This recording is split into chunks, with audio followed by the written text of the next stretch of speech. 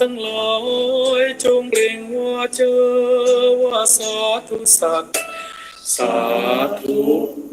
ภาวนาดุจสรณะคือพระ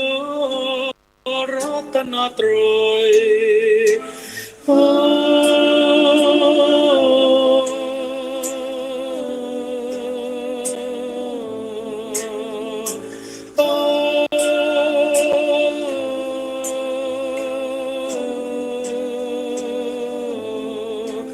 ธรรมนั้นพวกท่านทั้งหลายจงเกรงว่าเจอว่าสาธุสัตว์สาธุภาวนาดุจสรณะคือพระรัตนตรัย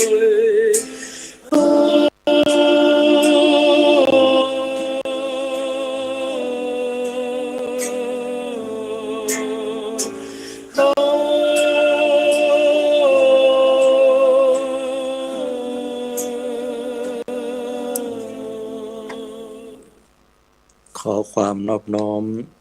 จงมีแด่องค์สมเด็จพระสัมมาสัมพุทธเจ้าพระองค์นั้นขอนมัสการซึ่งพระธรรม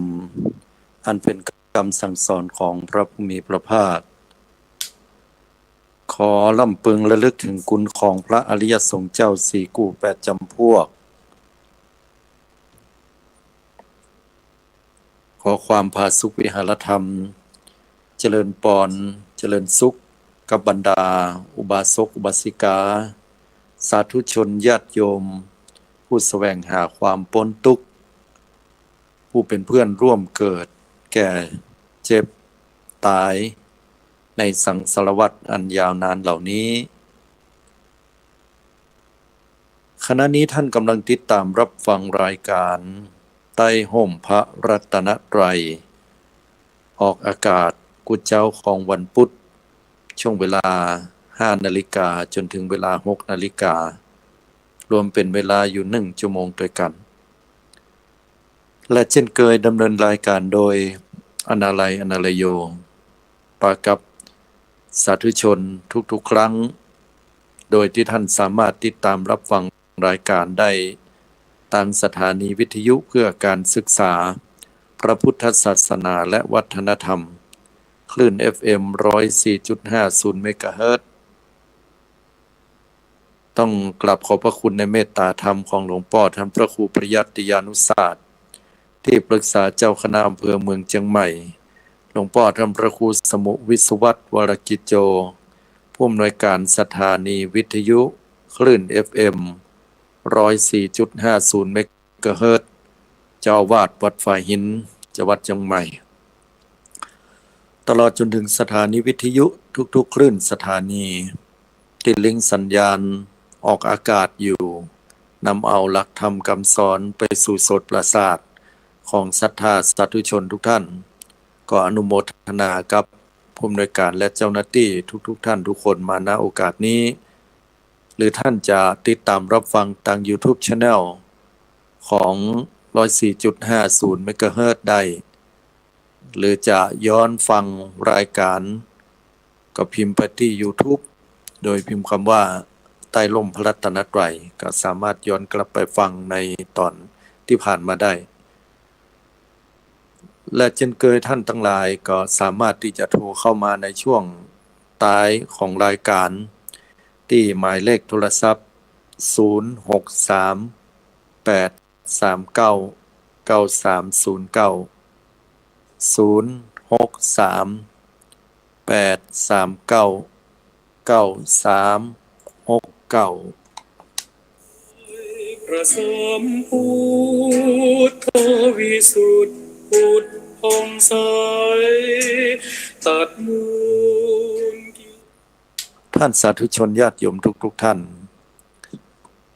จิตใจนะเป็นสิ่งที่เราจะต้องรักษาไว้ให้ดีคำว่ารักษาในที่นี้คือการรักษาให้จิตใจบ่ได้มีความโลภโกรธหลงเปื้อนไปคำว่าเปื้อนในที่นี้ก็เหมือนกับจิตใจนี่เปรียบไปก็เหมือนกับผ้าสะอาดผ้าขาวหากว่าโดนเศษฝุ่น หรือสิ่งสกปรกอันใดหรือเฮานำเอาไปเจ็บผ้านั้นก็ถือว่าเป็นผ้าที่สกปรกไปแถมอุปมาเปรียบเทียบหนึ่งที่พระสัมมาสัมพุทธเจ้าก็ได้ทรงแสดงธรรมให้สาวกฟังและสาวกก็เกิดปัญญาพิจารณายกตัวอย่างข่าวครั้งที่สุภัททปริภาชกได้ไปถามพระสัมมาสัมพุทธเจ้าในปัญหาที่ตัวเก่าต้องการถามแต่พระองค์ท่านก็ทรงตรัสสอนให้พิจารณาถึงหลักธรรมนักกว่าแล้วก็ปลีกตัวออกไปปฏิบัติในที่สุดก็มาพิจารณาหันขณะที่จงกรมว่าดวงจันทร์ที่มืดไปนั้นก็ด้วยอำนาจของเมฆหมอกก็อุปมาเหมือนกับจิตใจคนเฮาเนี่ยปกติก็สว่างสบายดีจิตแรกเริ่มเดิมทีเป็นจิตประภัสสรที่สะอาดแต่พอกิเลสมันจรเข้ามามันก็ทำให้จิตใจนั้นเศร้าหมองลงไปข้อเนี้ยฉันใดก็เหมือนกัน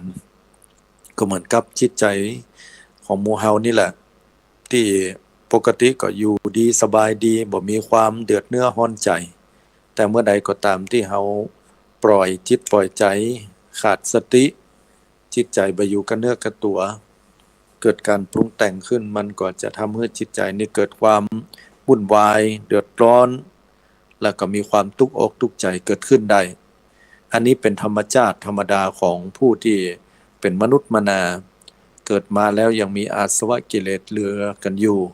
ยังมีครบถ้วนสมบูรณ์บางคนยังบ่ได้คัดเกลาเลยก็หยาบน้อยนักน้อยบางคนก็คัดเกลาไปกิเลสก็ปานกลางแต่บางคนนั้นก็เพียรพยายามคัดพยายามที่จะละอาสวะกิเลสทั้งหลายก็ถือว่าอาสวะนั้นก็เบาบางลงไปตามแต่ละคนนั้นจะคัดเกลาจิตใจของตัวเก่าไปนักน้อยเพียงใดการฮื้อตานท่านทั้งหลายฮื้อตานเนี่ยก็เป็นการคัดเกลากิเลสอย่างหนึ่งเหมือนกันการฮื้อตานเนี่ยบอกว่าจะเอาฮื้อทรัพย์สินสิ่งของเงินคำกำก้าก็เพื่อที่จะให้สำเร็จในสิ่งที่เราปรารถนาเวลาเราทำบุญแล้วเนี่ยเราสังเกตก็บางครั้งนี่เราตั้งความปรารถนาให้ได้เป็นนั้นเป็นนี้ตั้งความปรารถนาให้ได้สำเร็จตั้งความปรารถนาให้ได้มีสุขภาพแข็งแรงตั้งความปรารถนาให้อยู่เย็นเป็นสุขสิ่งเหล่านี้ท่านทั้งหลายปรารถนาแล้วมันบ่ผิดอันใดเพราะเรายังเป็นโลกิยชนยังมีการเวียนว่ายตายเกิดแต่ความปรารถนาเหล่านี้เราก็ปฏิเสธบ่ได้เหมือนกันว่าเป็นเหตุปัจจัยให้ไปเกิดแห่งขึ้นชื่อว่าการเกิดเนี่ยก็เป็นสาเหตุความทุกข์โดยมาละเพราะเกิดนั่นแหละจึงมีความแก่ความเจ็บและความตายดังเพิ่นว่าทีนี้ถ้าเวลาเราทำบุญเนี่ยแต่ที่จริงแล้วพุทธเจ้าพระองค์ท่านมีเป้าหมายสำหรับผู้ที่เริ่มต้นในการที่จะสละวางสิ่งต่างๆลงไปการที่เราได้ฮื้อตานเป็นการสละสิ่งที่ธรรมชาติคนเรามันเห็นแก่ตัวคือกิเลสที่มันมักหมมอยู่ในขันธสันดานจิตใจของเราเนี่ยคือมันเบาบางลงเพราะโดยปกติธรรมชาติแล้วมนุษย์จะเห็นแก่ได้อย่างเดียวความเห็นแก่ได้ความเห็นแก่ตัวนั่นแหละเป็นเหตุเป็นปัจจัยที่มาของความวุ่นวายเดือดร้อนทั้งตนเองครอบครัวและสังคมทุกๆวันนี้ถ้าหากว่าเราบ่รู้จักคัดกิเลสของเราโดยการฮื้อนั้นมันมีหลายอย่างการฮื้อบอกว่าจะเป็นการฮื้อในเรื่องของทรัพย์สินเงินทองฮื้อในเรื่องโอกาสฮื้อในเรื่องของความรู้ฮื้อในเรื่องของบ่าแห่งตันบาตันแห่งรู้ฮื้อความรู้ในเรื่องของการฮื้ออภัยการฮื้ออภัยนี่ก็ถือว่าเป็นเรื่องที่ทำได้ยากขึ้นถ้าหากว่ามีการทำสิ่งเหล่านี้สิ่งเหล่านี้อยู่นี่ความสุขก็จะเกิดขึ้นแก่ตัวเฮายกตัวอย่างเช่นว่าเฮามีความโกรธความเกลียดใครก็ตามมีความ คิดอาฆาตมาตร้ายต่อเขาเพราะเขาคนนั้นคงจะเคยทำต่อเฮาหรือเคยทำต่อคนฮักของเฮาหรือเคยทำต่อสัตว์เลี้ยงหรือลุกล้ำก้ำเกินต่อสถานที่อันเป็นบ้านจ้องหรือที่ให้สวนเรียกนาหรือก็มันก็อาจจะเอาเฮาไปเล่าไปว่าที่อื่นซึ่งมันบ่เป็นความจริงเฮาก็เกิดความบ่ม่วนอกม่วนใจนะต้องการที่จะแก้แค้นหรือว่าต้องการที่จะว่ากล่าวต้องการที่จะแก้ตัวว่าแต่จริงเฮาบ่จะเป็นคนอย่างนั้นคือมันสมกับการที่เขาต้องมาทำลายเฮานั่นแหละคือความทุกข์ใจที่เกิดขึ้นในจิตในใจของเฮาไฟตัวนี้มันจะซุ้มลมนะญาติโยมอยู่ในจิตในใจของเฮาพุทธองค์ถึงให้เฮาได้เจริญเมตตาเจริญเมตตาก็เพื่อการฮื้อนั่นละฮื้ออภัยเขาฮื้ออภัยเพื่ออย่างญาติโยมฮื้ออภัยแผ่เมตตาออกไปก็เพราะว่าตัวเฮาจะได้เบาบางอันนี้แหละคือการฮื้อตานอย่างหนึ่งเรียกว่าอภัยทานอภัยทานนี่กำจัดกิเลสที่ทำได้ยากขึ้นแห่งระดับหนึ่งเลยนะเพราะว่าใจว่าอภัยจะให้อภัยกันได้ง่ายๆแต่ละพออภัยแล้วเนี่ยคนที่ได้รับคนแรกก็คือผู้ให้อภัยนะเมื่อให้อภัยไปแล้วจิตใจก็ผ่องใสบ่มีคุณข้องมองใจบ่มีความทุกข์ความโศกสังเกตคนที่โกรธกันคนเกลียดกันเป็นศัตรูกู้อาฆาตมันจะนอนบ่หลับต้องหวาดระแวงว่ากู้แห่งฝ่ายหนึ่งกู้ศัตรูตัวเก่านั้นเขาจะคิดอย่างใดจะทำอย่างใดเขาต้องรับมืออย่างใดหรือคิดว่าเขาจะเอาคืนอย่างใดหรือว่าจะแก้แค้นมันอย่างใดอันนั้นล่ะฮะนอนบ่หลับก็ทำให้เสียสุขภาพพอทำให้เสียสุขภาพจิตแล้วนี่หน้าที่การงานต่างๆก็เสียไปการอยู่ร่วมกับคนในครอบครัวแทนที่จะได้อู้ม่วนจิตใจผ่องใสก็เกิดความเครียดอาจจะเกลี้ยวกล่อมอาจจะได้ด่าว่าลูกหลานครอบครัวสามีภรรยาโดยไม่ได้ตั้งใจแม้ที่ทำงานไปถึงก็บึ้งตึงจากปัญหาเล็กน้อยก็กลายเป็นปัญหาใหญ่หลังแต่จะยะเฮือสังคมหรือองค์กรนั้นเกิดความแตกแยกแล้วก็มีปัญหาได้สรุปง่ายๆก็คือเมื่อความโกรธความเกลียดเมื่อความบ่พอใจเมื่อความเป็นศัตรูอู้อาฆาตเกิดขึ้นในจิตใจแล้วนี่มันก็ทำลายจิตใจตัวเก่าแต่เมื่อเราได้ให้อภัยไปแล้วนี่ก็เป็นการให้ตานอย่างหนึ่งที่ทำได้ยากแต่ถ้าได้ให้ไปแล้วสำเร็จจิตใจมันจะโปร่งโล่งสบายนี่คือคนแรกที่ได้รับคือคนที่ให้อภัยคนที่จะได้รับต่อมาก็คือศัตรูเหล่านั้นหรือว่าคนเหล่านั้นนะหรือว่ากลุ่มนั้นพอให้อภัยไปแล้วเขาเหล่านั้นก็บ่มีศัตรูอย่างเช่นกับเฮาแม้ว่าเขาจะผูกเจ็บเขาจะเจ็บใจเขาจะโกรธเกลียดหันตัวเฮาเองเป็นศัตรูอันอย่างใดก็แล้วแต่เขาเหล่านั้นก็เป็นความทุกข์ของเขาเป็นวิบากที่จะต้องได้รับในจิตในใจของเขาเหล่านั้นฉะนั้นคนที่ให้ตานโดยการให้อภัยแล้วเนี่ยจึงขึ้นชื่อว่าเป็นผู้ชนะตั้งใจอย่างแท้จริงนะบ่มีเวรบ่มีภัยอันใดอันนี้แหละสิ่งที่พระพุทธเจ้าสอนในเรื่องของการให้ตานเพื่อสละวางสิ่งต่างๆความเป็นอัตตาตัวตนได้การให้ตานทรัพย์สิ่งของธรรมชาติคนเฮานะใครรวยกันอยู่ละพอรวยแล้วนี่มันก็ทำให้เฮาสบายอันนี้ไผก็ใครรวยนะธรรมชาติมนุษย์ไผก็ใครร่ำใครรวยขึ้นมาเพราะว่าถ้ามีเงินมีทองแล้วนี่มันจะยิ่งอย่างก็ได้มีเงินมีทองสำคัญก็สำคัญเวลาเขาจะไปเนี่ยการเนี่ยงานอันใดเขาก็ต้องการเงินการทองนั่นน่ะเวลาเขาไปที่ไหนตั้งใดก็แล้วแต่บ่มีเงินพกไปนี่เขาก็บ่มีความมั่นใจไปที่ไหนแล้วมีเงินมีทองก็มีความมั่นใจจะใจจะจ่ายจะกินนั่นได้ก็เต็มที่เต็มความสามารถบางคนเผื่อแผ่ถึงเพื่อนถึงฝูงได้ตัวแม้แต่ในยามที่เจ็บป่วยเข้าโรงพยาบาลถ้าหากว่าบ่มีเงินมีทองก็ยากอยู่ที่จะยาตัวเก่าญาติพี่น้องพ่อแม่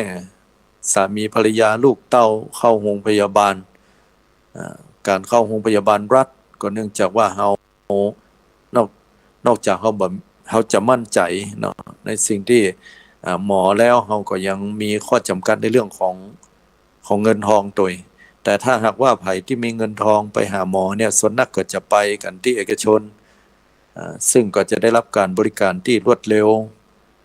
และก็ได้มีโอกาสในการรับการรักษาที่ดีขึ้นอย่างที่เราได้คิดกันไว้นั่นแหละก็แสดงให้เห็นว่าแม้แต่เงินทองนี่ก็มีความสำคัญนักแต่เงินทองมีความสำคัญนักเท่าใดก็ดูเหมือนมนุษย์จะบ่ฮู้จักพอเฮ้ยรวยแล้วก็รวยแหมอยู่งั้นน่ะอาตมาหันหลายๆคนที่เปิ้นเป็นเศรษฐีแล้วก็อยากจะเป็นมหาเศรษฐีถ้าเป็นมหาเศรษฐีก็ดิ้นรนอยากเป็นอภิมหาเศรษฐีอยากเป็นอันดับหนึ่งอยากจะรวยที่สุดอย่างเปิ้นอู้กันว่ารวยจะตายอยู่แล้วนั่นน่ะ ก็รวยกันจนแบบบ่ฮู้จะรวยอย่างใดบางคนกินกันไปถึงชาตินะเงินมีหลายร้อยหลายพันล้านก็บ่หันว่าเขาจะพอละแล้วก็อยู่นิ่งๆเฉยๆโดยที่บ่ทำการทำงานหรือว่าบ่มีกิจการหยังละกิจการเหล่านั้นก็ยุติหมดเลยมาเสวยแต่เงินทองที่มีอยู่นี่พอละพอจะได้เหี่ยถึงชาติเนี่ยก็กินบ่เสี่ยงอยู่เดียวพอแล้วบ่เอาหยังละน่ะบ่เสี่ยงยังบ่พอนะแทนที่จะทำพินัยกรรมไว้ว่ายกนอกจากยกให้ลูกให้หลานละก็เอาไปให้สังคมสาธารณะมอบให้กับโรงพยาบาลโรงเรียนหรือทำบุญที่วัดก็แล้วแต่ทำบุญให้คนอนาถาทำบุญให้เด็กด้อยโอกาสเพื่อการศึกษาอย่างเงี้ยก็จะหันมีถ้ามีก็น้อยหรือแทบจะบ่มีเลยด้วยซ้ำไปเพราะฉะนั้นคนที่จะมีเงินนักหรือบ่มีเงินน้อยหรือมีเงินน้อยเนาะบ่สำคัญอยู่แต่ว่าคุณสามารถที่จะสละละวางได้ก่อนสละละวางทรัพย์เหล่านั้นนะจำนวนตามที่เราจะทำแล้วบ่เดือดร้อนใจเรามีเงินอยู่ปันก็อาจจะทำบุญสัก100นึงมีเงินสักแสนก็อาจจะสัก100หลักร้อยมีเงินเป็นล้านก็อาจจะทำบุญเป็นหลักพันหลักหมื่นก็แล้วแต่เรามันคือการสละละวางความตระหนี่ในใจเนี่ยออกไปเป็นทรัพย์สินเงินทองอย่างต่างๆเพื่อที่จะให้ตัวเก่านี่แหละเป็นหลักในการสละคูดเก่าจิตใจจากของกูตัวกูเนี่ยคือมันออกไปทีละน้อยละน้อยคือมันสะอาดจิตใจคนเฮาเพราะฮู้ว่าแต่ที่จริงแล้วเนี่ยเฮาก็เหมือนกับสมมุติบทบาทสมมุติเหมือนอีเกนั่นน่ะเพิ่นสมมุติให้เข้าประตูนี้แล้วก็ออกประตูโน้นก็ไปปะแห่งเมืองนึงแล้วสุดท้ายฉากอยู่ตั้งหลังเพิ่นก็แต่งเนื้อแต่งตัวแต่งหน้าแต่งตานุ่งชุดกันสุดท้ายพออีเกแสดงเสร็จแล้วจะปากันปิกปอกก็เก็บผ้าเก็บครัวล้างหน้าล้างตาสวยหน้าสวยตาแล้วก็ปากันไปกินข้าวกินน้ำหรือไปงานอื่นทำสิ่งอื่นต่อชีวิตคนเฮามันก็เหมือนฉากแห่งลิเกนั่นแหละญาติโยมมีเงินมีทองสักเท่าใดก็ตามแต่สุดท้ายพอจะตายไปแล้วนี่เฮาก็เอาเงินทองเหล่านั้นตกเป็นของลูกหลานหรือบ่มีลูกหลานก็เป็นญาติพี่น้องบัดมีญาติพี่น้องก็ตกเป็นของแผ่นดินบ่มีภัยที่จะเอาไปได้ถูกต้องละในยามที่เฮาอยู่ไปมีชีวิตเฮาก็ต้องใจอันนี้บ่ปฏิเสธเหมือนแต่แรกแต่ถ้าหากว่าภัยก็ตามที่มีเงินทองอยู่แล้วเนี่ยจะปลงได้ก่อนในยามที่ก่อนตายว่าเงินทั้งหมดทั้งมวลเนี่ยบ่เอาสักบาทละเนี่ยหรือก่อนที่จะตายอายุเท่าแก่มานักละส่วนนักแล้วคนเฮาก็มักจะเก็บเมียดไว้ให้กับตัวเก่าเป็นนักแล้วก็ถ่ายถอนความเป็นอัตตาตัวตนมาได้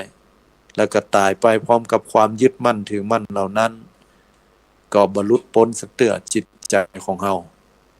เพราะนั้นการฮื้อตานแต่ที่จริงแล้วเนี่ยเป็นการสละละวางความตระหนี่ที่เกิดขึ้นในจิตใจสละอัตตาตัวตนเป็นเบื้องต้นต่อมาอู้ถึงในเรื่องของศีลเนี่ยเป็นการชำระจิตใจในขั้นต่อมาที่สูงกว่าการฮื้อตาน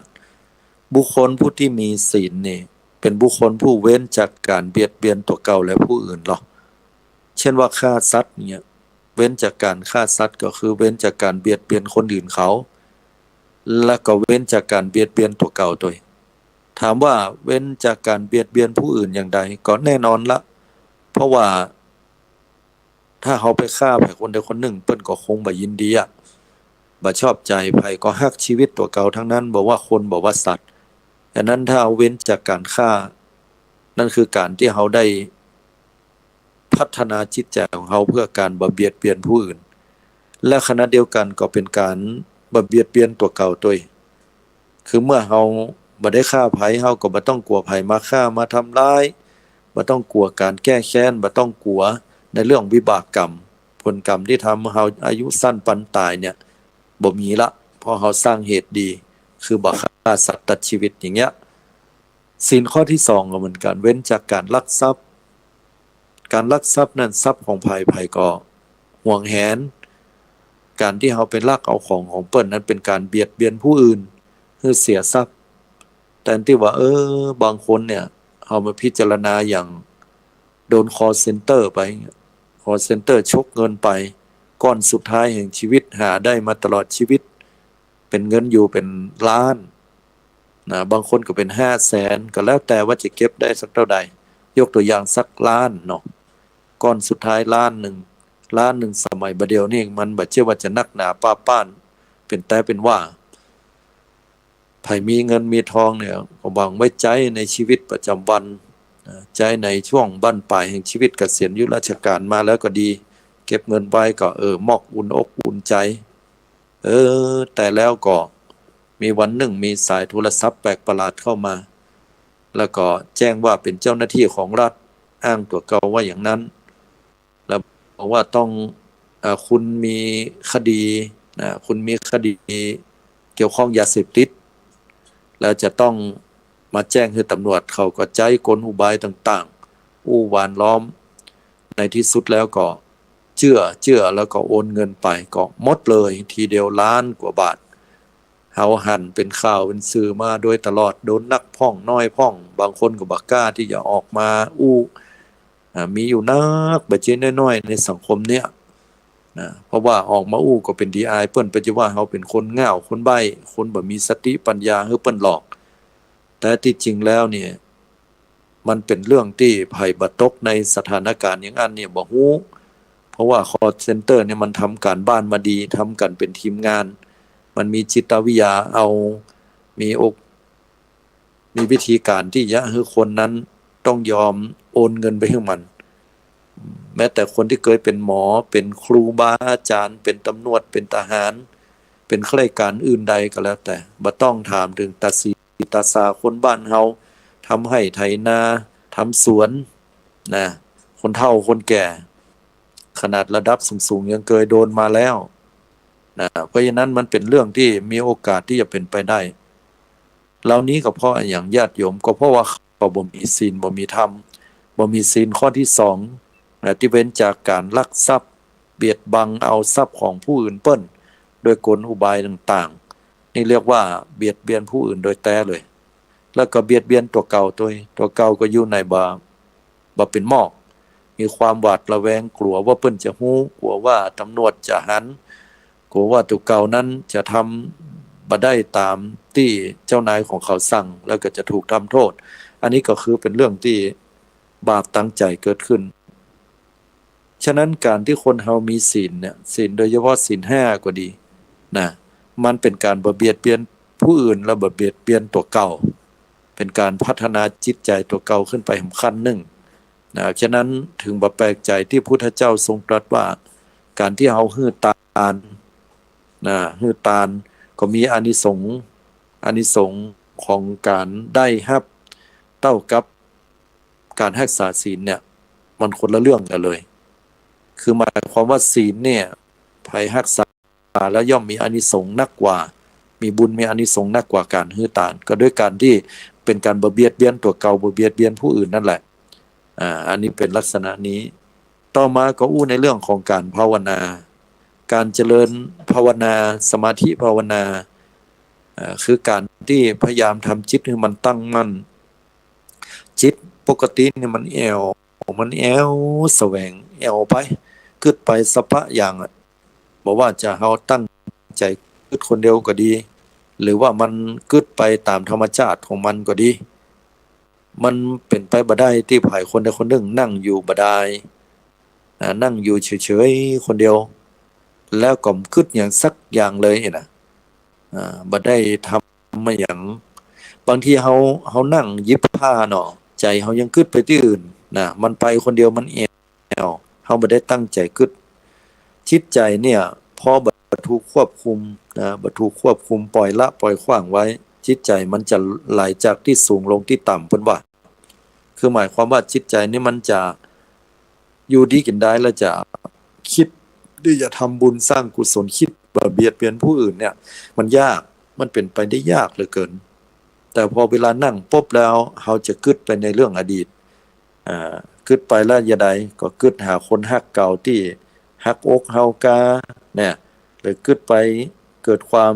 วิปฏิสารน้อยเนื้อต่ำใจเกิดความบ่สบายใจเกิดขึ้นในสิ่งที่เราผ่านมาแล้วในอดีตทั้งที่เป็นเรื่องผ่านมาได้เป็น10-20 ปีบ่น่าจะอย่างนั้นอย่างนี้เลยก็เกิดอกุศลจิตหำละย้อนกลับไปก็เกิดความโกรธความเกลียดว่าคนนั้นเคยด่าคนนี้เคยว่าเอาเก็บมาคิดละวันก่อนกาตะวากาปะกันที่หั่นที่นี่ก็เลยเป็นเหตุปัจจัยให้เกิดความบ่ม่วนใจเบียดเบียนตัวเก่าอย่างนักเลยทีเดียวด้านจิตใจเนี่ยแล้วก็บางครั้งก็อยู่ไปแล้วก็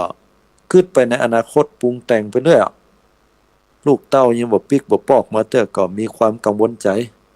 นะคิดว่าเขาจะเป็นอย่างใดพ้องใจบ่ดีบ่บานบางคนยิ่งเป็นวิตกจริตไปใหญ่พอหูข่าวว่าประเดี๋ยวนี้เพิ่นจะมีการลบราฆ่ากันเนี่ยก็เอามาปรุงแต่งในจิตใจใจมันบ่โปร่งบ่ว่างขาดการภาวนาขาดการดูแลจิตใจทีนี้เมื่อเราได้มาดูแลจิตใจด้วยการเจริญสมาธิภาวนาแล้วคือพุทธเจ้าเพิ่นให้เราเนี่ยเอาสติไปกำกับพอจิตมันบ่ปล่อยจิตเนี่ยออกไปที่ไหนตั้งใดเมื่อเราปล่อยจิตไปอยู่กับสิ่งใดสิ่งนั้นขึ้นชื่อว่าภพนะขึ้นชื่อว่าภพเหมือนเมล็ดพันธุ์อย่างข้าวเอาเมล็ดข้าวก็แล้วกันเมล็ดข้าวเนี่ยมันไปตกในผืนนานั้นเป็นผืนนาที่มีน้ำผืนนาที่มีแร่ธาตุดินแร่ธาตุน้ำอากาศก็ดีนะแสงสว่างมีแน่นอนเลยว่าเม็ดข้าวนั่นก็จะต้องเจริญเติบโตเป็นต้นกล้าขึ้นมาแล้วก็ใหญ่ขึ้นมาเรื่อยๆจนเป็นข้าวแล้วก็มีรวงข้าวขึ้นมาแตกดอกออกผลการที่เมล็ดข้าวไปตกอยู่ในผืนนานั้นเปิ้นฮ้องว่าเปรียบเทียบไปเมล็ดข้าวไปตกลงผืนนาก็เรียกว่าจิตใจเนี่ยมันเกิดภพขึ้นมาแล้วพอเกิดภพขึ้นมาแล้วนี่ต้นข้าวนั้นแตกเป็นต้นออกมาเป็นก้าขึ้นมานั้นเจริญเติบโตงอกงามอันนั้นคือความเป็นชาติภพกับชาติจึงมีการแยกกันแบบนี้พอเราได้กึศอย่างนักๆแล้วเนี่ยการเกิดเนี่ยรอเราอยู่ละนะอย่างน้อยที่สุดก็เกิดในจิตใจและไอ้เกิดในจิตใจเนี่ยมันเป็นเชื้อเพาะไว้เพราะเหมือนเฮาเพาะเห็ดนั่นน่ะเข้าหงเห็ดแล้วเฮาเพาะเชื้อมันไว้แต่วันมันก็แตกดอกออกมาอย่างเงี้ยเหมือนกันกับจิตใจเนี่ยเวลาเฮาสิ่งใดแล้วเฮากำลังปลูกมันไว้หรือว่าเฮากำลังสร้างหรือว่าเฮากำลังเพาะเชื้อนะเพาะเชื้อในสิ่งที่มันเป็นบุญก็ดีบาปก็ดีเกิดขึ้นในใจของเฮาและบอกว่าบุญบอกว่าบาปเหล่านั้นก็จะพาให้เฮาไปเกิดแหมว่าเฮาเวลาเฮานั่งอยู่อย่างเงี้ยเฮานึกถึงผลบุญนี่ก็ดีนะนึกถึงผลบุญนึกถึงความดีอย่างต่างๆแล้วปลื้มอกปลื้มใจโอ้เคยไปกินไปตานวัดก่อนเนี่ยคือระบบก็มีความสุขใจสบายใจมีความสุขจากการที่เฮาได้คิดว่าเฮาทำบุญอันนี้ดีอันนี้เปิ้นก็ฮึกึดมันแต่ที่สุดมาแล้วการกึศลักษณะนี้ก็เป็นเหตุปัจจัยให้ไปเกิดอยู่แหมไปเกิดที่ดีนั่นเนาะในภพหน้าชาติหน้าแต่จะเกิดดีป่านใดก็แล้วแต่ญาติโยมทั้งหลายจะไปเกิดในตระกูลเป็นเศรษฐีพราหมณ์เศรษฐีมหาศาลจะไปเกิดในตระกูลที่เพิ่นร่ำรวยตระกูลที่เพิ่นไปตกอยู่ในหนูตกถังข้าวสารนี่เนาะจะได้เหตุก็แล้วแต่นะ แต่การเกิดขึ้นมาแล้วมันก็ต้องพ่วงด้วยความแก่ความเจ็บและก็ความตายความพัดพรากจากของฮักของชอบใจทรัพย์สินเหล่านั้นบริหารบดีก็เจ๊งก็กลายเป็นคนทุกข์ก็ทุกข์หำละทุกข์ใจหำละทรัพย์สินเหล่านั้นอันตรธานหายไปก็เป็นทุกข์ทรัพย์สินเหล่านั้นขาดไปก็จะต้องแสวงมาเพื่อมันได้เหมือนเก่าหรือนักกว่าเก่าก็เป็นทุกข์คาดหวังไว้ว่าจะร่ำจะรวยพอมันบ่ร่ำบ่รวยก็เป็นทุกข์อย่างเงี้ยก็ล้วนแล้วแต่เป็นทุกข์ทั้งนั้นเลยการเกิดขึ้นมาว่าจะเกิดมาในตระกูลต่ำต้อยหรือตระกูลสูง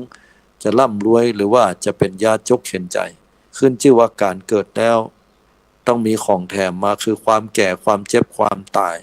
การพัดพรากจากของฮักของชอบใจนะการจะแย่อย่างไปแล้วบ่ได้ดังใจเนี่ยล้วนแล้วแต่เป็นทุกข์ประสบกับสิ่งที่บ่เป็นที่ฮักที่พอใจอย่างบอกไฟไหม้บ้านน้ำท่วมบ้านลมหลวงปัดบ่เรืออย่างเลยบ่เรืออย่างสักอย่างเป็นทุกข์ก็เป็นทุกข์หันกันอยู่แต่น้ำป่ามาเนี่ยเปียมือบัดตัน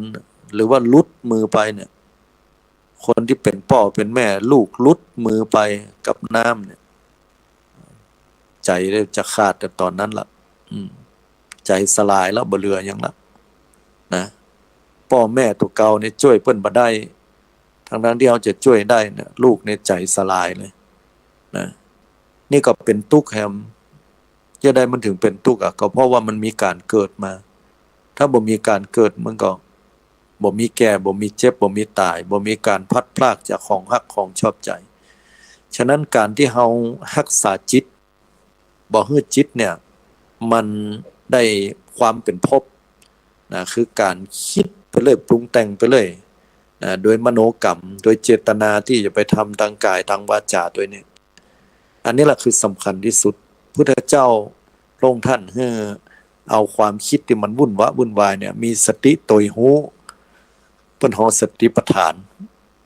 หรือเฮาจะเอาง่ายๆอย่างเวลาเฮาคิดอย่างบ่ได้บ่ฮู้จะได้ดีวิธีการที่เฮาจะรักษาจิตดีที่สุดก็คือเฮานั้นเอาสติมาฮู้ลมหายใจเข้าออกอย่างน้อยที่สุดก็ได้สักเล็กสักน้อยก็ดีโดยยามวุ่นวายวางแต่โยมวางอารมณ์ต่างๆแต่บ่ให้มันได้มาวุ่นวายเฮาฮู้แต่ลมหายใจเข้าหายใจออกจะนับโดยก็ได้หายใจเข้าพุทหายใจออกโทก็ได้แล้วแต่อุบายยุบหนอพองหนอนามาพะทะได้จะหายใจเข้าหายใจออกนับหนึ่งก็ได้จะบ่มีกรรมบริกรรมใดๆก็ได้เพียงแค่หูลมหายใจเข้าหายใจออกหายใจเข้ายาวก็หูว่าหายใจเข้ายาวหายใจออกยาวก็หูหายใจออกยาวหายใจเข้าสั้นก็หูว่ามันสั้นหายใจออกสั้นก็หูว่าหายใจมันออกสั้นกำหนดหูอย่างเงี้ยทำไปนี่คือการรักษาจิตแล้วเราลองออกมาจากสมาธิ5นาที10นาทีก่อนเอาใหม่ๆเอาน้อยๆจากนั้นก็ค่อยพัฒนาแล้วถามว่าเอาเวลาใดดีเฮาบ่ได้ไปวัดไปวาบ่ได้นุ่งขาวห่มขาวโอ้โยมอันนั้นมันเป็นแค่รูปแบบจะมารอให้แต่งเนื้อแต่งตัวรอให้อีล่าไปตัดชุดให้แม่บ่ตันเด้ยแม่วางนี้เนี่ยคนมันหลายตัดชุดยังบ่ได้แต่จะชุดผ้าขาวไปวัดไว้แม่จะไปนอนวัดเกียมพระปกให้แม่เอาผ้าอันใดไปจ่ายกาดจ่ายลีต้องเสี่ยงสตุ้มสตางค์มาแหมเก็บพระปกใส่แปรงกว่าจะได้มาใช้เวลาเป็น2ติดก็ยังบ่ตันเตื้อจะไปวัดไปว่าก็ต้องเกียมนั้นเกียมนี้ผ้านุ่งครัวใบต้องเกียมจิตเกียมใจกว่าจะออกมาก็เป็นดีอายเปิ้นเพราะมันใหม่ล้ำผลสุดท้ายจะออกจากบ้านเพื่อจะไปภาวนาที่วัดเป็นหัวใจล้มเหลวตายคาที่ไปหน้าบ้านหั่นน่ะไปได้สร้างความดีสักการใหม่โยมบ่ต้องอย่างนักภาวนาเนี่ยเท่าเป็นเจ้าพุทธญาติโยมทั้งหลายบ่ต้องอย่างเลยเวลาไหนก็ได้ญาติโยมทั้งหลายไปรอตั้งท่าเตะท่าอยู่อันมันบ่เจกิเลสมันบ่ได้รอเฮาว่าพร้อมและกานะก็เดี๋ยวความโลภจะเข้าแล้วเน้อพร้อมและกาก็เดี๋ยวจะได้โคตรคนละอย่าโคตรคนนักตัวนาดีบ่ดีล่างบ่ล่างก็จะได้ฆ่ากันเน้อมันบ่ได้บอกเฮาอย่างงี้ล่ะ แล้วมันเกิดปุ๊บปั๊บเลยนะมันมีเหตุเกิดมันเกิดเลย ยกตัวอย่างว่าได้ฟังกรรมที่มันแบบม่วนหูนะก็เดี๋ยวมันขึ้นวึดล่ะฮะเนาะขึ้นแล้วเขาจะไปแก้ตอนไหนอ่ะจะต้องไปปกผ้าปกครัวล้อกันเนอะไปฟังโคเตอร์เดี๋ยวขอไปซื้อให้ล่าไปซื้อครัวมาก่อนอีหรือว่าปกผ้าปกครัวกันนี่โอ้กิเลสมันอยู่ที่ใจญาติโยมทั้งหลายเอาตรงนี้เลยถ้าไผ่จะภาวนานะแต่มาบอกเวลาไหนได้หมดจะตื่นขึ้นมาตีสองก็ได้มันเงียบสงบดีนอนบัดลับเนี่ยนะโยมเข้าห้องน้ำมือมันก็มันอยู่บัดลับล้ำเหลือเพราะบัดลับแล้วเป็นเรื่องเลยนะโยมที่บอกว่ามันบัดลับนั่นน้อยนี่ฮือจะฮือมันลับนะก็เพราะมันรำคาญความคิดมันออกไปติ๊กๆกับนั่นก็ใจมันกึดไปคนเดียวว่าเขาบอกให้กึดอ่ะปิ้นซ้ายก็บัดลับปิ้นขวาก็บัดลับอย่างเงี้ยนี่ฮือก็บอกม่วนอ่ะตื่นในบ่ตื่นตีหนึ่งอย่างเงี้ยเข้าห้องน้ำมาแล้วเว้ยกว่าจะรับได้แห่งกรรมเผลอรับไปแห่งกรรมก็ปุ่นอ่ะ4 โมงป่ายกับ5 โมงพอรับได้กำเดียวกำลังม่วนเย็นสบายอย่างเงี้ยนกก็ห้องไก่ก็ขันแล้วนะรถบึดบัดกันแล้วได้ตื่นแล้วอย่าบ่ตื่นก็โอ้มันก่อนยังเหือมันเจ้าแล้วอ่ะนะลูกหลานก็ถามอีแม่อีพ่อตื่นก็มันหนัวนอนขาบอยู่หั่นเป็น8-9 โมงเขาบ่ฮู้เขาก็นึกว่าเขาเป็นอย่างนี้กะกูเตือเขาบ่จะได้ตื่นขวายตื่นล่านี่เนาะเว้นแต่ว่าเขาจะบอกว่าวันพุธนี่จะตื่นควายๆนี่ก็เรื่องมันก็เลยเป็นในอย่างที่ว่าเขาขาดความเข้าใจเรื่องการภาวนาไปภาวนาอยู่ที่ไหนอ่ะอย่างคนบ้านได้ก็อย่างลูกหลานได้ก็ลูกหลานก็ได้ค่ะละอ่อนเรียนหนังสือได้ก็ได้หมดทุกคนละญาติโยมแล้วเวลามันบ่มีเวลาภาวนาก็เอาตอนที่เข้านอนบ่ดีกะเข้านอนก็ได้แต่ไม่ใช่แค่เข้านอนเนี่ยนะก่อนนอนเนี่ยไหว้พระไหว้ทำอย่างแล้วใจมันพร้อมนั่งสมาธิหลังจากนั้นรอตลอดวันเนาะใจบ่ตั้งบ่ต้องรอให้ใจตั้งโยมถ้ารอให้ใจตั้งกับความตายมันมีก็ขอโทษเถอะขับรถไปอย่างเงี้ยมีโอกาสที่จะประสบอุบัติเหตุแบบเฮาเอาไปจนคนอื่นหรือจนสิ่งอื่นคนอื่นก็มาจนเฮาก็มีโอกาสแถมขับรถไปดีๆก็อาจจะปะเหตุการณ์บ่คาดฝันขึ้นได้อยู่บ้านบ่ได้ก็มีโอกาสเป็นสโตรกหรืออาจจะเป็นโรคภัยไข้เจ็บอื่นความตายมันบ่ได้บอกให้รอให้เฮาแล้วบ่มีสัญญาณตัวอาจจะตายหำละเนิ่นสักกำใน5 นาทีในฟังเตื้อข้ายังบอกให้ตายด้วยข้าขอภาวนาก่อนกำหนดลมหายใจภาวนาตายตอนนั้นแล้วไปดีมันมามีละโยมมันบอกว่าเขาจะบอกว่าใจมันบัดตั้งบัดได้เมื่อใดก็ตามที่เรามีโอกาสเอาตอนนั้นเลยนั่งอยู่พอนั่งอยู่แล้วปุ๊บในที่ทำงานถ้าลูกหลานนะรู้สึกเครียดรู้สึกเนี่ยก็วางปากกาลงก่อนกำหนดลมหายใจสัก1 นาทีว่าต้องอย่างนักแค่หายใจเข้ายาวเห็นน้อยเนาะฝึกใหม่หายใจออกเห็นน้อยยาวเห็นน้อยอันนี้แหละเนี่ยอย่างเงี้ยได้1 ครั้งทำต่อไปเรื่อยๆสักประมาณ1 นาทีก็ดีพัฒนาไปทีละน้อย2 นาที3 นาทีนักขึ้นเป็น5 นาทีเป็น10 นาทีนักขึ้นก็เกินชั่วโมงเป็นชั่วโมงแล้วแต่เวลาของเราเวลานั่งไปแล้ววันนี้โอ้มันอย่ามาสงบดีจิตใจดักนิ่มสงบมีความสุขแต่วันตกแห่งวันมาใจมันตึงบ่อยู่ใจมันบ่ตั้งบ่ให้เอาแล้วจะลุกละเฮาไปยึดว่าใจเป็นของเฮาจิตเป็นของเฮาแต่ที่จริงมันเป็นเจ้าของเฮาเมื่อมันเป็นเจ้าของเฮาแล้วเฮาเย่ใดดีเฮาเย่ใหญ่พุทธเจ้าครูบาอาจารย์ก็ดีเพิ่นบอกไว้ว่าเฮาตัวหูมันรับตาแล้วปุ๊บนั่งกำหนดลมหายใจมันเงียบมันสงบมันดักสักกรรมมันไปแอวมันลักไปแอวตุยมันกะกันนี้ตุยไม่พอหรอมันไปแอวไหนพอตุยหูมันไปแอวเนี่ยเกิดไปในเรื่องวันนั้นเกิดไปในเรื่องของอีแก้วมันด่าเฮานั่นก็เดี๋ยวมันตัดละพอเกิดนี้ปุ๊บตัดแล้วมันแบบไปเกิดละเฮาก็ปีกมาหูลมหายใจเข้าออกแหมสักกรรมมันก็ไปเหมะ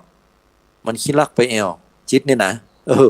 ถ้าไผเนี่ยลักพอมันอย่างงี้กูวันโยมเปลี่ยนจากการที่เอาไป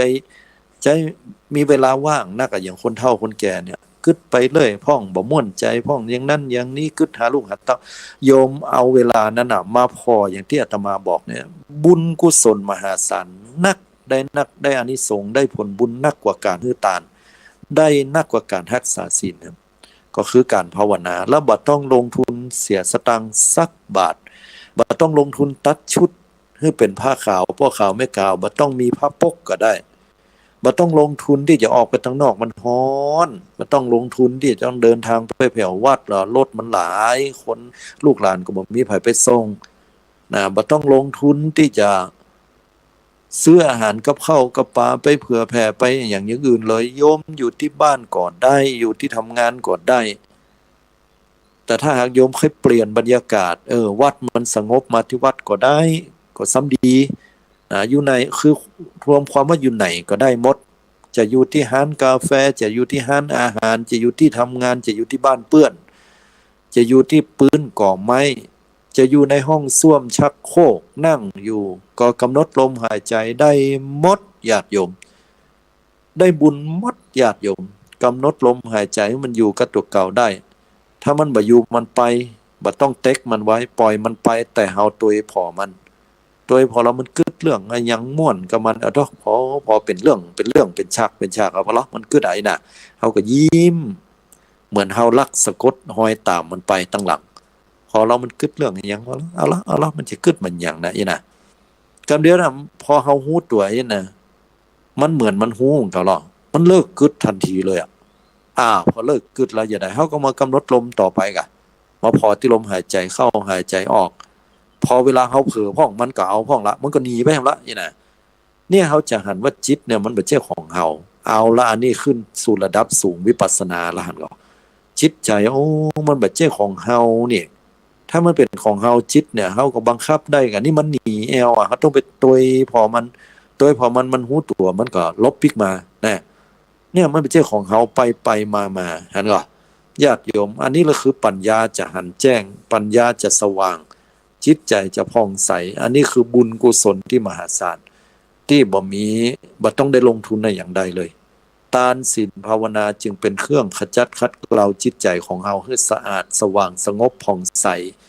เป็นเหตุปัจจัยตัดปัญหาตัดความวุ่นวายเมื่อจิตใจของเฮาสงบมีความสุขระงับแล้วเฮาบ่ได้เบียดเบียนบีทาไผสังคมโลกนี้โดยเฉพาะสังคมครอบครัวก็มีความสุขแต่ก่อนเข้ามาบ้านพ่อแม่จมให้ฟังตามภาษาคนเฒ่าเดี๋ยวลูกหลานเข้ามามีแต่รอยยิ้มของพ่อแม่เพราะพ่อแม่ชื่นใจมีสรณะมีที่เปิ้งเอาสรณะที่เปิ้งคือพระพุทธพระธรรมพระสงฆ์นั่นก็คือการเอาสติเอาจิตมาอยู่ที่ลมหายใจเข้าออกเนี่ยโดยรู้สภาวะของจิตมันเขาจะบ่วันบ่ไว้บ่ได้มีความกังวลอกกังวลใจเรื่องลูกเรื่องเต้าเรื่องหลานละปิกมาบ้านก็เขาก็สบายใจจะบดีเขาบ่สบายใจเรื่องอื่นเขาได้มาอู้กับเฮาจิตเฮามันสะอาดของสกปรกเฮาเอาน้ำสะอาดล้างเนี่ยมันดีนะลูกหลานก็ยิ่งจะมีแต่ความศรัทธาความฮักในตัวเฮาขึ้นแต่ที่เฮาจะจมจะด่าเฮาก็ดักก็เงียบเหียกำลังอกกำลังใจเขายิ่งดีใจนี่ก็คือการที่เฮารู้จักดูแลจิตใจของเฮาการรู้จักฮื้อตานรักษาศีลภาวนา3อย่างนี้เป็นเหตุปัจจัยให้กิเลสอาสวะเนี่ยค่อยๆลดลงทีละน้อยจนในที่สุดก็หมดเสี้ยงไปครอบครัวมีความสุขก็สะท้อนให้หันไปแผ่ออกไปถึงสังคมโลกสังคมประเทศชาติเจริญรุ่งเรืองมีความสุขบ่เบียดเบียนบีทาซึ่งกันและกันอันนี้ก็ฝากไว้ให้ศรัทธาญาติโยมเฮาเจ้าข้าท่านทั้งหลายตัวเพื่อลดละเลิกกิเลสอาสวะจิตใจของเฮาให้มันผ่องใสในวันนี้ก็เลยจะเปิดโอกาสให้ญาติโยมได้โทรมาโดยเพราะสัปดาห์ที่แล้วนี่เวลาบ่พอเนาะก็อนุโมทนาตัวเนอต่างคุณโยมแม่สายฝนสิทธิปราณีซึ่งกับพี่น้องคณะศรัทธาวัดผ้าขาวในเวียงเชียงใหม่เปิ้นฝากปัจจัยมากับตังแม่สมพรนะเพื่อที่จะได้มาทำบุญถวายค่าน้ำค่าไฟค่าอินเทอร์เน็ตจำนวน200 บาทก็ขออนุโมทนาขอบคุณขอให้เป็นดวงตาหันธรรมได้ถึงฝั่งมรรคผลนิพพานได้พ้นความลำบากทั้งหลายมีสุขภาพแข็งแรงนะโยมเนอะเพราะอาตมาบ่ได้บอกบุญในอย่างใดเลยแต่ก็ขอประกาศความดีของโยมที่ได้ทำบุญกินทานมาเนาะ ขออนุโมทนากับโยมที่ได้ทำบุญมาณโอกาสนี้ตัวเนอโทรเข้ามากันได้ญาติโยมสาธุชนทุกท่านในหมายเลขโทรศัพท์063 839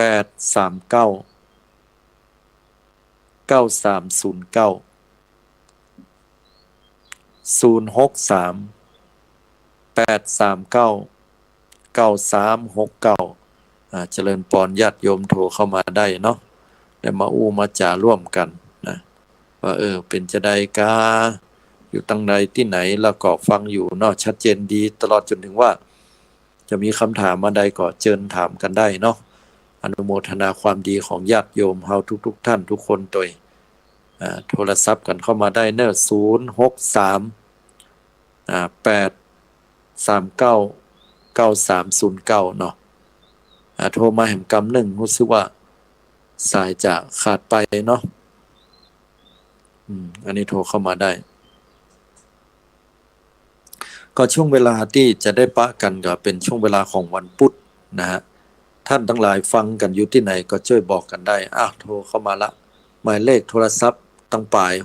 6782นะขออนุญาตรับสายเจริญปอนญาติโยมเจ้ากราบนมัสการเจ้าพระอาจารย์จากไหนจ๊ะจากบ้านหนองไหวเจ้าแม่แต่หนองไหวกับแม่หยังก็ยายเวทเจ้าแม่ยายเลดเนี่ยกะยายเวทเจ้าอนุโมทนาตัวอยู่ที่แม่แต่อยู่หรือว่าอยู่ที่บ้านหนองไหวบ้านหนองไหวเจ้าใกล้กับบ้านปนน้อยนึงก็เจ้าอันเดียวกันเนาะอนุโมทนาแล้วอนุโมทนาเจ้าได้ฟังธรรมอยู่ตลอดเนาะเจ้าได้ฟังเจ้าดีละวันนี้ก็เข้าใจเป็นอย่างดีมีคำถามอย่างก็จ้าบ่มีอย่างเจ้าเข้าใจดีเจ้าเนาะชีวิตคนเฮาใจนี่ปังเตื้อนนั่งแล้วมันก็กึดไปคนเดียวก็มีน่ะแหละเจ้ามันเป็นเรื่องปกติกูคนน่ะเนอะเป็นธรรมชาติเจ้าแต่ก่อนนี้เฮาก็มากึดไปเลยสปะอย่างเนาะเป็นทุกข์กับนี้เฮาอยู่กับลมหายใจนะโยมเด้อเจ้าอันนี้เขากำลังใจเจ้าเป็นกำลังใจพระอาจารย์เจ้าเป็นกำลังใจเหมือนกันอนุโมทนาบุญเนาะเจ้าโชคดีเนอะสาธุนี่ผ่านไป1 สายแล้วเนาะอนุโมทนาความดีอันนี้จากไหนแหมเดี๋ยวโทรเข้ามาใหม่เนาะ063 839 9309เนาะ2105ขออนุญาตรับสายเจริญปอนจากสามเช้าคือจากที่ไหนจากร่องบัวแดงเจ้าเก่าวันนี้ฟังธรรมตั้งแต่เจ้าเลยเนาะฟังจูยองจบเลยฟังต่อดีละอนุโมทนาฟังตุลุงยองเปิ้นเสร็จก็มาฟังต่อเนาะละเป็นจะได้พ้องตะพุ่น PM 2.5 ควันนักก่อควันอู้ควันอุ้มเลยเท่ามันจะขาวเหมือนเนาะปอดท่อก็นึกว่าบ้านอี้ล้ำเหลือบอกแก้นควันห่วงกะไปเล็กออกบ้านออกจองบ้านไหนได้อยู่กันในบ้านในจองนอกมาจ้างจะไปจังใดได้ฮ้อนก็ฮ้อนได้ไปกันน่าจักPM 2.5 มันนักอย่างใดก็ขอจะไปฮื้อจิตใจเฮามันฮ้อนไปตัวเนอะถ้าเรามาวันเมื่อคืนแม่นเนาะมันเหมือนกันเฮกุติบ่เดียววันนี้รู้สึกท่าจะดีอยู่แต่ว่านี่ยังแควนน้อยฝนตกที่ไหนไกลๆมันก็เย็นอย่างเก่าเนาะบ่ตกอะไรตั้งลงนั้นบ่ตกเลยอีกก็ว่าเพิ่นทำฝนเทียมเนี่ยสิเบาหมดนั่นมันก็เย็นมาพ้องบ่เย็นก็ใหญ่เย็นมาลมมาไปเจอนั่นไงลมมาไปเจอด้วยอากาศเนาะจะได้ก็อดเอาได้มันละดูมันเนาะจะได้เดี๋ยวก็จะผ่านไปฝนมาแล้วก็ดีละเนาะให้น้องแฟนกันแม่นเนาะนี่ลมก่อนที่สิไปเนี่ยยกใช่ละจะได้ก็ดูแลสุขภาพด้วยเนอะยายเนอะโชคดีเนาะสาธุด้วยอันนี้เบอร์อย่างจ้ามาใหม่7873เจริญปอนโยม ฮัลโหลจากพระอาจารย์เจ้าโอ้ยจากที่ไหนจ้าเนี่ยอยู่สระปีเจ้าสารปีฟังชัดเนาะฟังชัดเจ้าชื่ออย่างจ้าชื่อแม่จันนวลเจ้าแม่จันนวลเนาะตั้งสารปีเนี่ยถ้าฝนตกอยู่ก็อยู่ตกเจ้าบ่ตกฮ้อนอ่วมแต่โอ้ฟังพระอาจารย์แล้วก็โอ้มันวันหูเบอร์โทรเนาะอ๋อบ่ฮู้เบอร์โทรอีเนาะตอนแรกเนาะจ้าจ้าบ่เดี๋ยวฮู้เบอร์โทรอยู่ใกล้วิทยุก่อนจ้านะจ้าแล้วเฮาปิดวิทยุให้กำบ่มันก้องบอกแวกจ้าจ้าปิดแล้วเนาะฟังนะเจ้าแล้วก็ได้ฟังธรรมเนี่ยปกติได้ฟังโดยตลอดก่อโอ้ฟังตลอดนะเจ้าช่วงเวลาไหนเป็นพิเศษที่ได้ฟังเนี่ยมีโอกาสฟังช่วงเวลาตอนนี้เจ้าตอนเช้ายามเช้านี่เนาะจ้าก็พอได้ฟังเจ้ามีกำว่าใดก่อถูกใจพ้องถูกใจพ้องฟังฮู้เรื่องพ้องบ่ฮู้เรื่องพ้องอีกกำเจ๊ก็แต่ฮู้เรื่องหมดเนาะเจ้าฮู้เรื่องหมดเจ้าก็ดีอยู่มีคำถามหยังก็จะบ่มีหยังเจ้าบ่มีหยังเลยเนาะได้ฟังแล้วก็ดีใจก็เป็นหน้าบุญนะเนาะให้กำลังใจโยมเด้อในการใช้ชีวิตช่วงบั้นปลายชีวิตของเฮาบ่ต้องในหยังนักอยู่กับลมหายใจนักปฏิบัติอยู่กับจิตพอใจของเฮามีสติอยู่ตลอดจะเดินก็มีสตินั่งมีสติยืนมีสตินอนมีสติเนาะฝากตัวเน้ออยู่ดีมีสุขภาพแข็งแรงเน้ออายุมันยืนยาวสาธุเจริญพร